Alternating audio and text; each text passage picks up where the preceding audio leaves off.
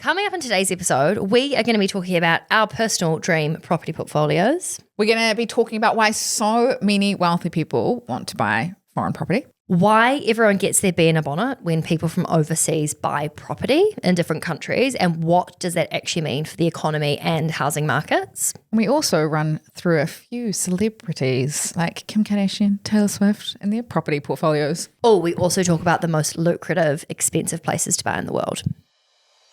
Welcome to another episode of the Property Podcast. I am loving this series.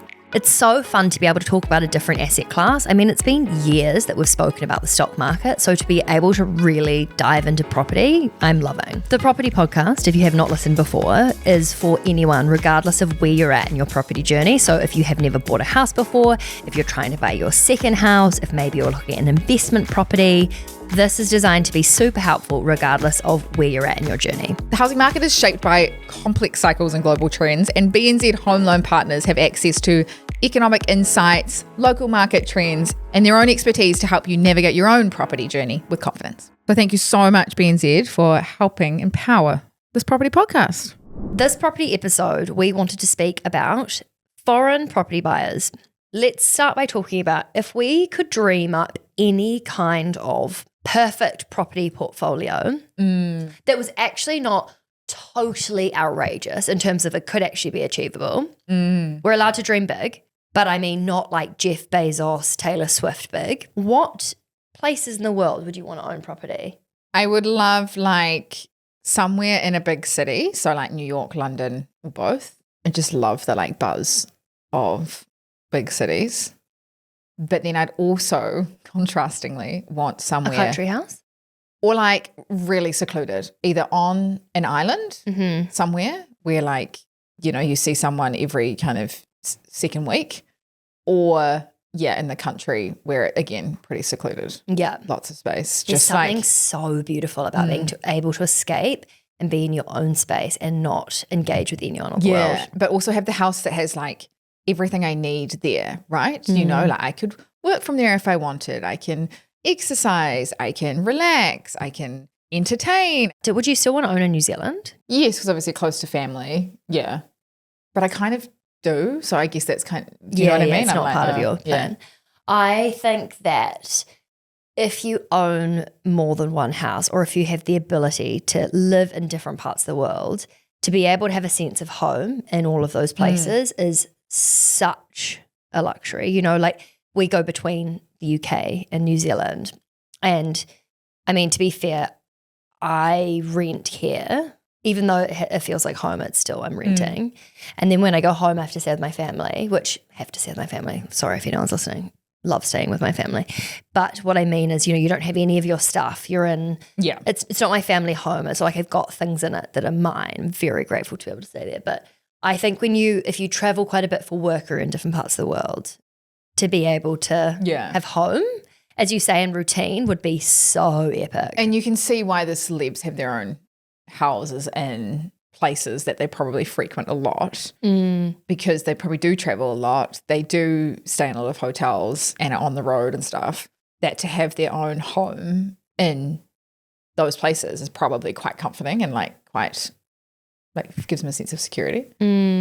I think if I could own property, if I had more money than I currently do right now, I would love to have a home in New Zealand.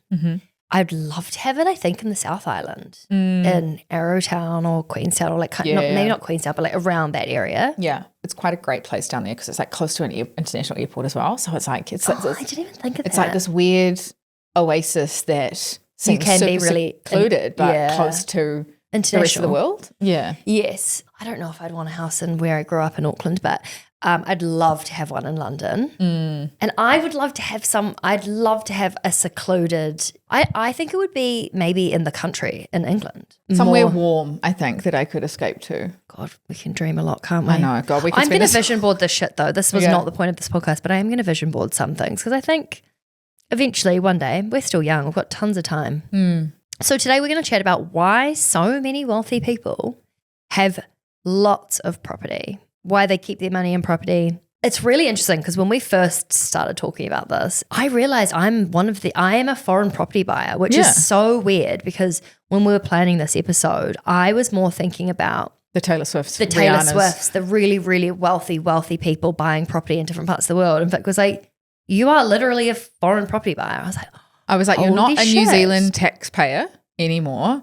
And you've bought a property in a different country that you live in. So technically you're a foreign property buyer. Let's just chat about this, because I think the overarching takeaway really is when you have that much money, it's more lifestyle than it is investments, right? Yes. I mean, property in general has been a good investment because it is like, it's a way to diversify away from, if you're investing in companies, whether they be public companies, private companies, you can earn income off properties, if you rent them out. So it's a way to diversify away from just earning one income. But yeah, the best thing is that people just love the tangibility of it. And I think there's very few investments, like unless you're buying like art or something, that give you that sense of security and like tangibility. Yeah, you can make that investment yours essentially. Yeah. I think the main thing that I didn't think about is that, you can use property to catapult your wealth because you can leverage and borrow money from the bank, which basically just like magnifies the amount of money that you can make. But wealthy people don't need to leverage. They just buy these properties outright. Like they're able to go and purchase a property with a lot of money, don't need to get a mortgage, and are not really that interested in the whole leverage situation. So when we first spoke about this, I was kind of assuming that all of these people with lots of money were buying all these houses because it was such an amazing investment. But actually, if you're a billionaire, you're just putting money in places where it's not going to go backwards, right? Well, you're diversifying, right? It's probably such a small portion of your overall wealth. But to us as outsiders, looks like, whoa, they're investing so much in property, which they are, but like as a percentage of their overall wealth, probably not. Let's use one of these famous people as an example. Let's look at T-Swizzle. T-Swizzle. Okay, actually, we should preface this by saying this is what Google found, right? Not necessarily everything. Like some of this might not be public information. Yeah, or she could have double this and we don't know. Put it under someone else's name or in a trust or bought her family house for appearance or there's so many things. But yes, Google has said she's got about 8 properties across 4 different states. So Tennessee, New York, California, and Rhode Island. Taylor Swift's mansion in Rhode Island is perhaps the most beautiful. It's like a country estate. Right on the edge of a cliff. Like it's so beautiful. You just imagine the amount of people that are probably in like wetsuits down on the ocean protecting swimmers from trying to like climb up the wall and into the house. I know her annual security bill must be massive. Enormous. But if you try and Google this on Google Maps, it blurs it out. Oh, and Google Maps. Like the aerial view or whatever you call it. That's so funny. Street view. Yeah. She's got Tribeca, New York. Got Rhode Island. She's got Beverly Hills, California, and Nashville, Tennessee. There's such amazing properties. The one in New York, it's this big apartment that she's bought. And like, how many was it? She bought the 2 adjacent penthouses and smashed it all together. Yeah. It's like this beautiful like brick and wood, like really chic apartment. Huge, spacious, like quite beautiful. But if you look at all those properties, like together they're about 150 million. That's such a blip in her. What is her overall? Yeah, she's worth about 2 billion. So 150 million on property. What is that? What percentage would that be? It's like 5%. And to think most of us, our houses or our property are our biggest asset, like 90% of our overall wealth, if not more. And there'd be no mortgages on there, I imagine. So imagine I can't imagine Taylor Swift dealing with the bank for a mortgage, can you? Imagine Taylor Swift walking into your bank and your bank teller. She's like, hi, I'd like to get a mortgage. Can I please see receipts of your earnings?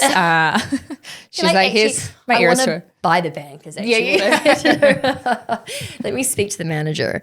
But if you take that 150 million, right, and say she did want to like double down on investing in property, she could leverage that, borrow against 150, buy like another 10 properties, 20 properties, like wealth breeds wealth. For me, it feels almost like looking at a Monopoly board and just buying all of Mayfair and buying all of this stuff just to get rid of your cash. Yeah. Not really trying to make a whole lot of money, just not trying to go backwards, you Yeah. know? You wouldn't know what to do with it. There'd be so many places you could put your money. She just like whack a few properties here and there. Like the fact that all of hers are in America as well makes me think that they're more lifestyle purchases than investments. Yeah, probably. Whereas the average punter is mean- obviously not buying millions of lifestyle properties. But I mean, all of them, from what Google says, have made bank. Really? She bought the place in Rhode Island for 18 million in 2013, and it's now over 30 million. Oh, whoa. Yeah, you're right. It's probably is a lifestyle thing, but you know, I guess the cherry on top is that property does go up in value when you buy in areas that are in high demand. Yes, she's probably not Airbnb-ing them out. No. You know, she doesn't need that extra cash, which I'm kind of like, Taylor, let me in there and I could just squeeze a bit more income for you. Imagine if you were the financial planner for Taylor Swift.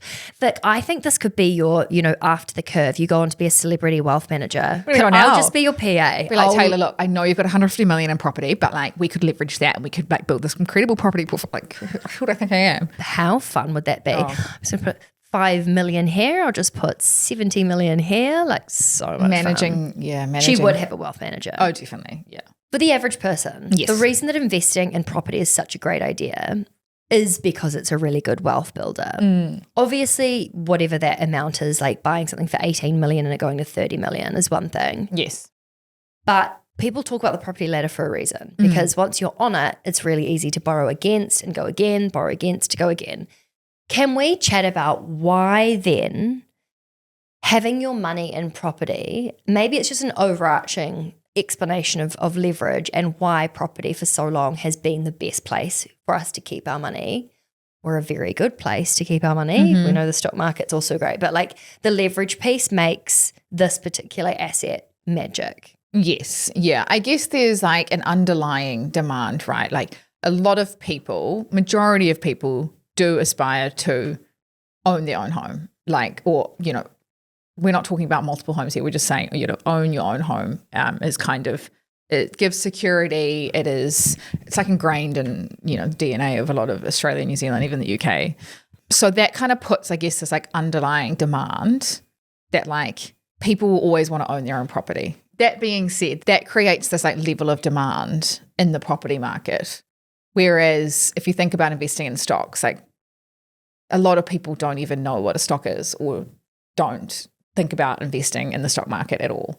But those people probably have thought about investing in the property market because their parents have, and their parents' parents, and their parents' parents.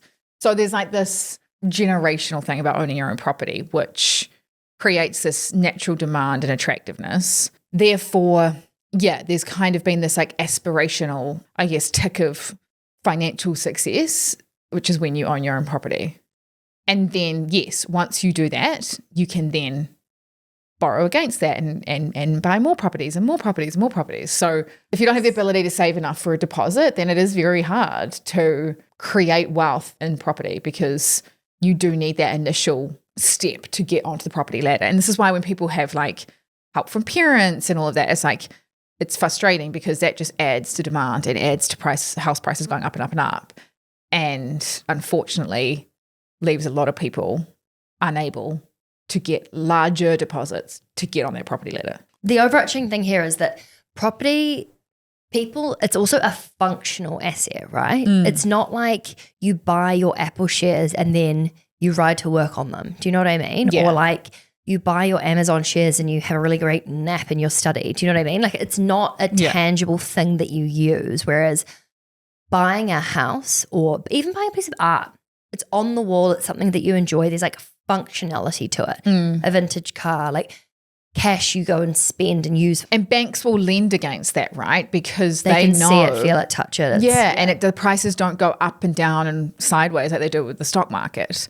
You know, if you went to the bank and said, look, I've got $100,000 invested in the stock market, can you lend me money against that in terms of can I borrow money off you? But with that as like collateral, that is like what I'd pay you back with. I'd be like, well, no, because tomorrow that could be 20,000. Whereas, you know, over time, the property market has done very well, particularly in countries like Australia and New Zealand.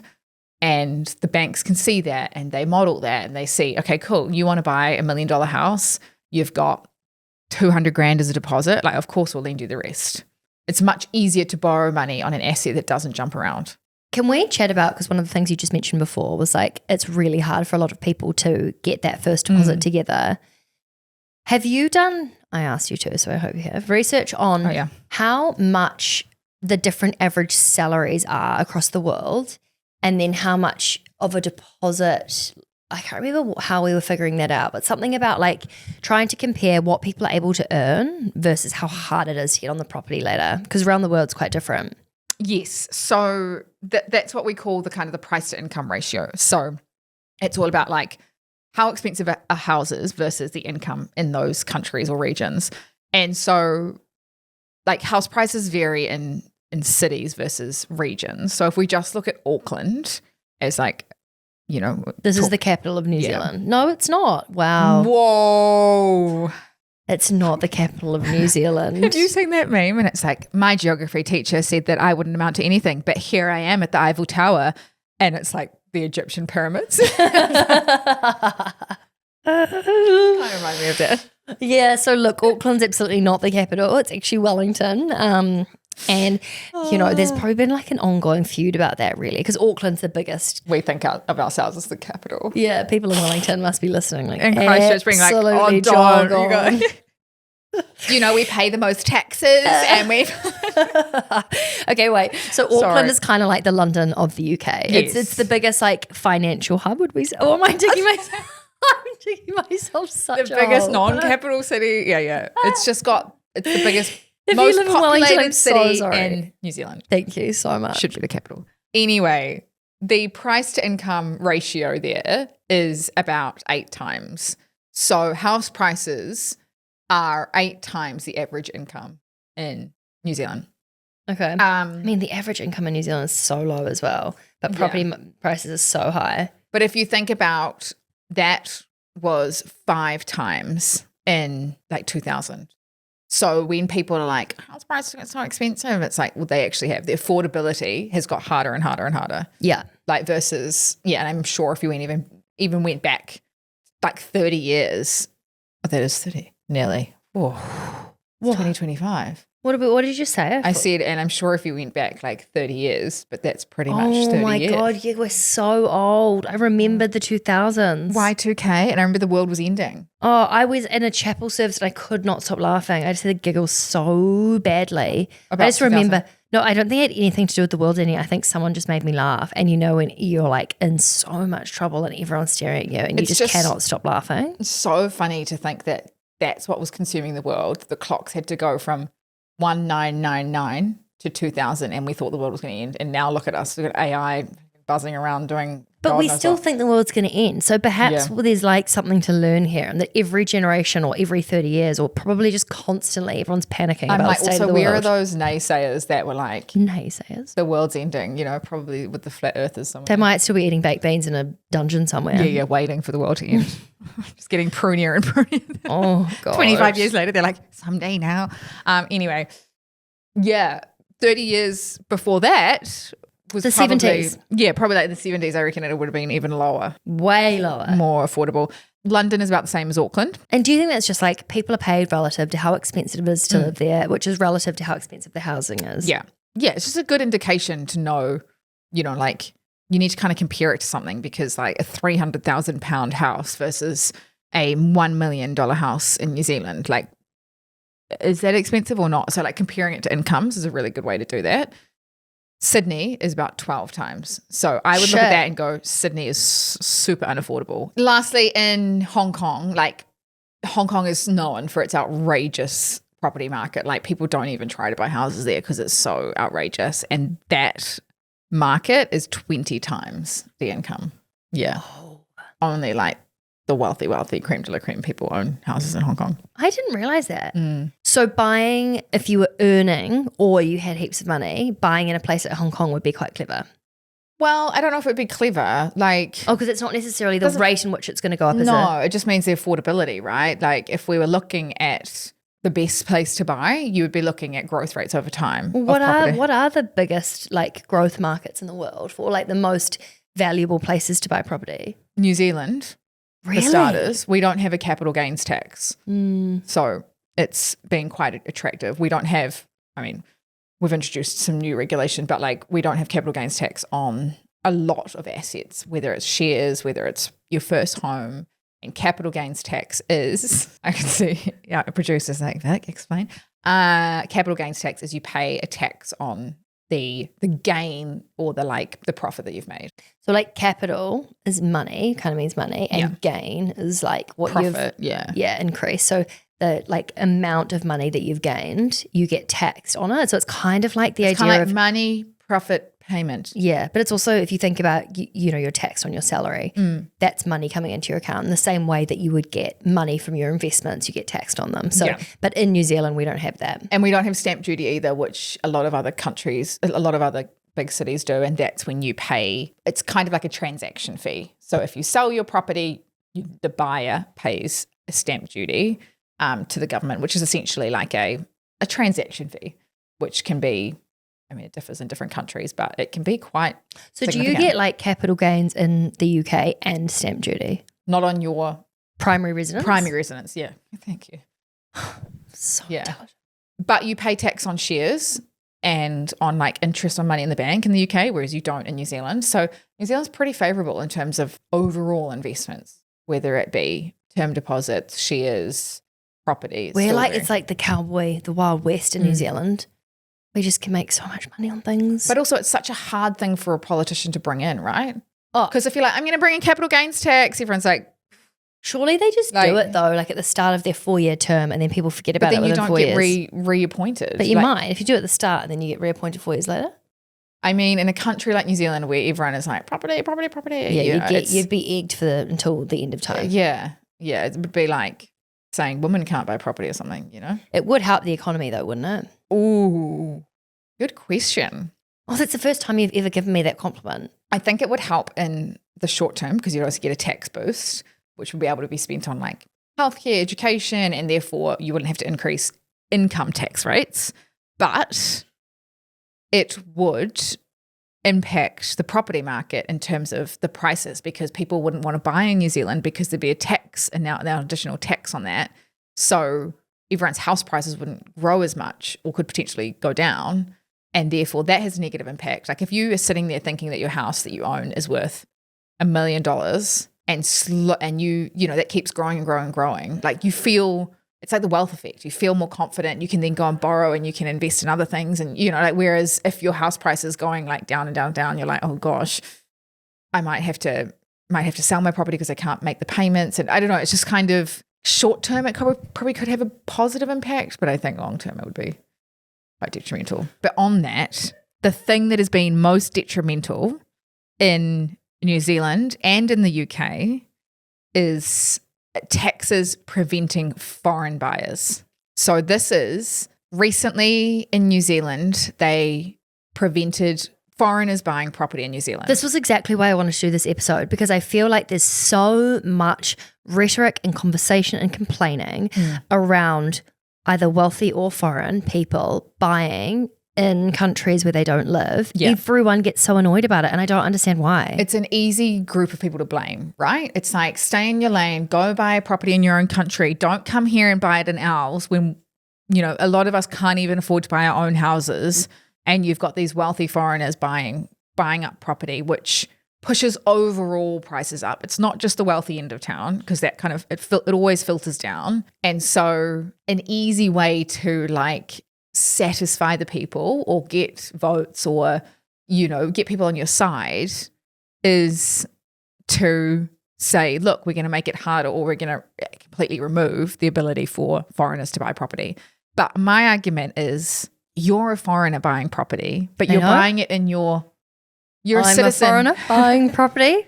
You're also a citizen of New Zealand. How cool is that though? Can we just pause for a moment? Yeah.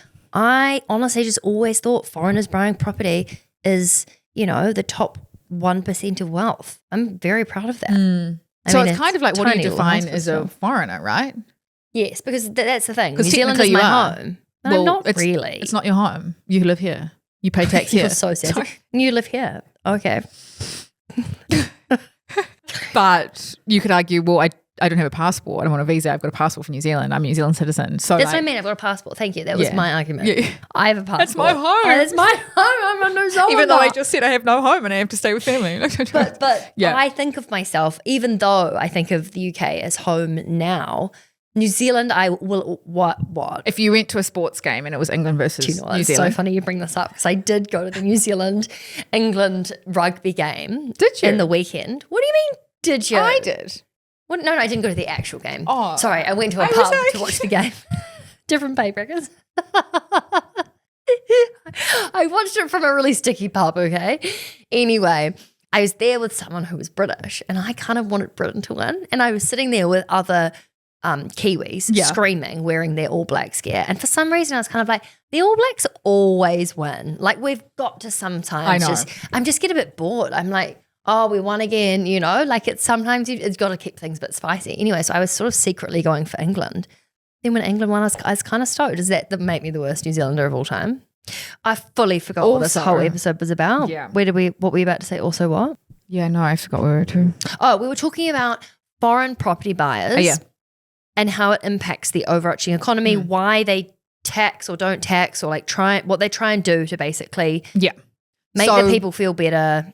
Because so many people get absolutely fuming about the fact that, and it's really weird because if you look at the people who would buy property overseas, not me, people that are buying, or maybe they are annoyed at me too. Are they annoyed at me? Well, there's a house that a really needy family could have bought as the roof over their heads. But no one was at the auction. Yeah, but it doesn't mean like if no one's at the auction, they lower the price. Oh. And then someone, you know, the family might come out of the woodwork and be able to afford it. But no, Sophie Horrett, the foreign buyer, snapped it up. Right. Doesn't even live in it. Doesn't contribute to the community. Doesn't. Okay, I see where this is going. Yeah. I see where this is going. I was doing it up to and then rented it out. Oh, yeah. So there's a lovely family in there and a lovely house that I've, added a lick of paint to. Okay. But I guess this is what I mean, though. It's like every situation is so different, right? It's very easy to blame foreigners for, unaffordability of houses or, a property market that's just run away and is too expensive now for citizens and residents. So people just need someone to blame. Totally. And you're right. 9 times out of 10, the foreign buyers are very wealthy people that probably have houses in multiple cities around the world, don't use them. They're not money makers. They're very much placeholders for cash, which means that's a property that someone in the country who is not a foreigner cannot purchase. Yeah, it's very easy to blame them. And yet, when they do purchase houses, that's money that goes into the economy that helps stimulate jobs and productivity and all of that. And brings the overarching property market up in terms of value. And the reason people usually want to buy property in a country or a city is because it's doing well, because there's demand, because people want to live there, because people want to move there. So to remove that, like we've just seen it happen in New Zealand. New Zealand's now in a recession. Yes, it's not the product of explicitly that change, but that change has led to a lot of investment in property going elsewhere in the world. But also, if you think about someone buying a $5 million property in Arrowtown or whatever, and they're an international buyer, the people that's pricing out, isn't it just that top rung, or is it everyone gets priced out at every single level? But that person that sold their $5 million house, right? They thought they were getting $5 million to go buy maybe another house. They've now got $8 million to go buy another house. So they might buy 2 houses. And then those people below them that they buy the 2 houses, say for $4 million, they thought they were going to get $2 million for the house. Now they've got $4 million. Do you know what I mean? So does that make sense? So it kind of all flows down. If there's increased demand anywhere in that ladder, like it just flows down. Whereas if you're selling your property, there's none of those 10 foreign buyers are there. You're like, God, okay, I thought I could get 5. I'm going to have to reduce this to 3. And then all of a sudden there's a buyer at 3. And you mean that regardless of what level you're selling your house, because the overarching property market is more buoyant when there's international buyers because there's more money within it to mean that everyone's house prices are kind of like valued higher. It's better to think of it like supply and demand.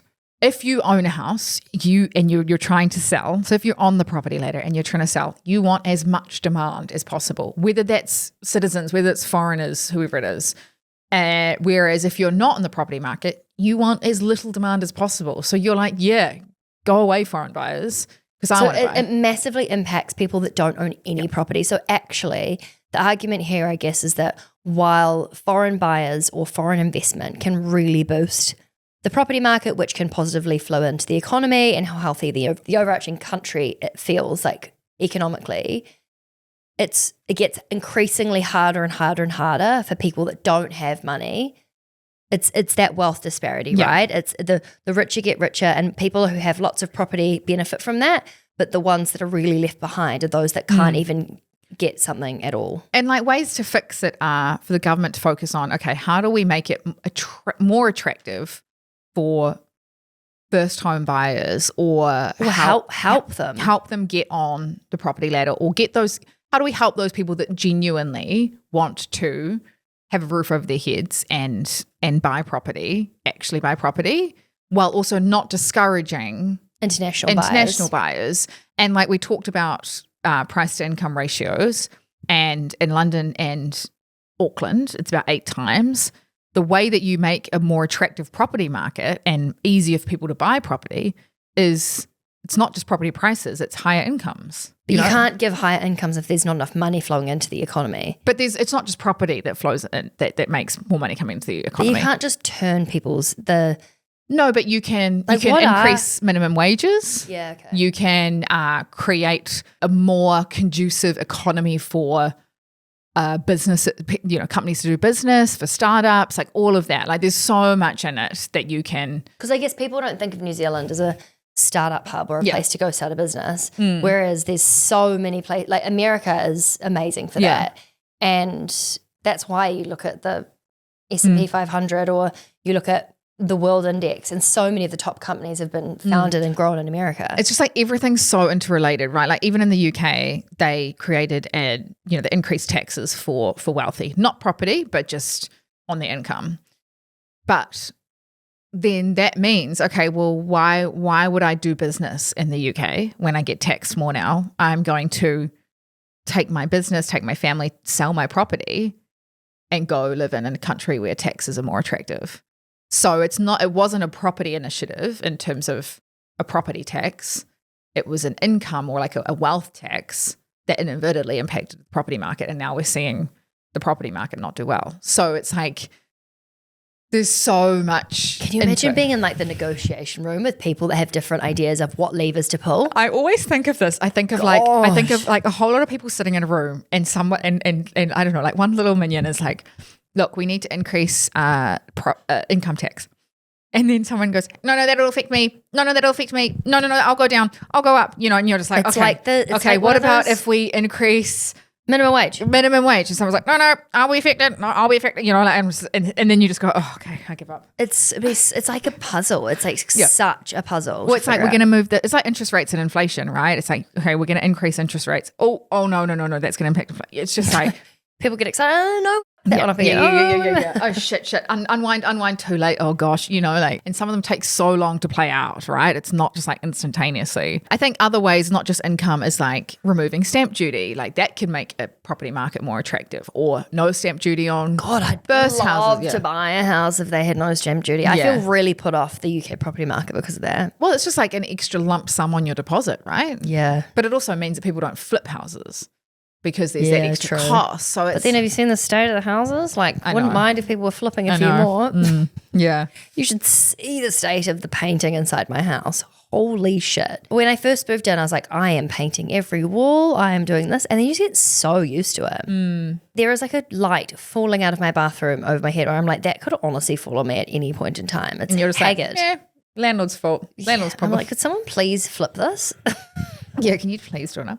Should we look at Kimmy K or Rhianna's property portfolio? Yeah, I mean, Kim Kardashian, her biggest property asset is in the Hidden Hills in California. So this is the house she bought with her now ex-husband, Kanye West. So it's very, very minimalist, which I would not have expected. So basically, where is this house and how much is it worth? So this is in the Hidden Hills in California. She bought it in 2014 for $20 million US, and it's now expected to be about 60 million. Insane. That's wild. Yeah. And she's also got a house in Malibu in California, which is she bought a few years ago for 70 million. Are these the sinks that you wanted to get in your house? Yes. Please tell a telling. story about that. I was renovating my house shortly after Kim Kardashian had renovated hers. Forget a slightly different budget, but was trying to go for the same thing. And I saw her bathroom sinks and I was like, genius. There's like, it's weird. It's like, it just slopes. There's like no, it slopes into a little slit. Like there's no basin. Like it's incredible. And I remember saying to the builder, I was like, so, you know, is this possible? And he kind of just laughed. Like I'm showing him freaking Kim Kardashian's bathroom. But anyway. You've gone with like dreams the classic kind of silver tin, big bath sink still. Not similar at all. Yeah. But your hot water tap is lovely though. Yes. So sorry, what other houses property does she have and what percentage of her wealth is her property? So she has about 100 million in property. Her net worth is about 1.9 billion. So similar to Taylor. Yeah. So we look at this and go, whoa. But actually, it's a tiny blip. Like they should look at us and go, whoa. Yeah, you have we're so impressive. much invested in property. But we are though. We're quite. Because it's quite a big percentage of our wealth. Can we quickly also look at Rihanna's portfolio? They've all got really similar amounts invested in property, don't they? Yeah, either Google's doing us a dirty or maybe they're just like, you're so right. Maybe like, I can't be bothered. ChatGPT's taking over my search engine. Like I'll just make them all. They've all got 5 properties. Yeah. They're all about 100 million. Yeah, because it's kind of the same, right? So Rihanna's property portfolio is about 80 to 100 million as well. So she's got 2 in LA, 2 houses in LA, and 1 in Barbados. Can we, before we wrap this up, talk about the most like expensive / lucrative places in the world to own property? Where's the creme de la creme, the most expensive houses in the world? Well, if we look at like the definition of like most lucrative, if we see like where house prices have been the strongest, where there's like, I guess, strong rental markets, prestige. So this is a combination of all combination factors? of all things. Is New Zealand and Australia are actually pretty up there just because of like the strength in our property prices, but also New York because of how well the property market has done there historically. But are you saying that a New Zealand property is worth more than in the heart of Manhattan, a big, amazing house? Like the most attractive property market, in my opinion, is one that's growing. It's not the most expensive. Yes. Whereas I think you're like the most expensive means that it's the best. And it's like, no. It depends what you. Right. I think I was more meaning not the potential, not the growth rate, but the most expensive properties. The most expensive properties. Yeah. Dubai, Monaco, Hong Kong, New York. Oh, well, okay. Hey, if you're listening to this episode and you think, I would love to learn more about property and I want to hear about this, or if you've got any ideas for stuff that you would like to learn about with regards to the property market, let us know. This particular asset, please let us know. Comment where you're listening to the podcast. And that's it. See you next week. Did you love this episode? Yes. Have you got property front and center in your mind? Sounds like you're a 5-year-old. I know. Now could be the time to take the first step towards what it is that you're wanting to buy. Whether that's your first home, whether that's a new flat, whether it's, I don't know, buying another investment property. And thankfully, BNZ has the expertise and tools to help you get started, and their home loan partners are ready whenever you are. You can book an appointment, you can ask millions of questions. Trust me, that is totally fine. And you can start turning the property dream that you have into a plan and hopefully soon into a reality. I know from experience that this can feel quite overwhelming, but when you're working with experts who can actually help you get there, it's such a burden off your shoulders to know that you've got the advice and the tools that you need to actually make it happen. We know how hard it can feel and like overwhelming and just, so like a fish out of water when it comes to buying properties. So we're so thankful to BNZ to be helping us create and empower this podcast so that people can learn, and we just want you all to succeed. We want you all to succeed. We're all in your corner, and this is going to be such a game-changing property podcast series. Yes, and for anyone that is going through the process of either buying a house or a flat or whatever it is that you're trying to do, please let us know, because we would love to be cheering you on from the sidelines. But thank you so much again to BNZ for empowering this podcast. Okay, quickly, The Curve was created to empower and educate you about investing, but we are not financial advisors. Our platform exists for educational purposes only, and it doesn't provide personalized investing advice for your individual needs and should not be relied upon to make an investment or financial decision. And always remember to do your own research before making any investment or financial decision. We're here for any knowledge and support you need, but the final call is always yours. And thanks for being here. You got this. Yeah, we know you got this.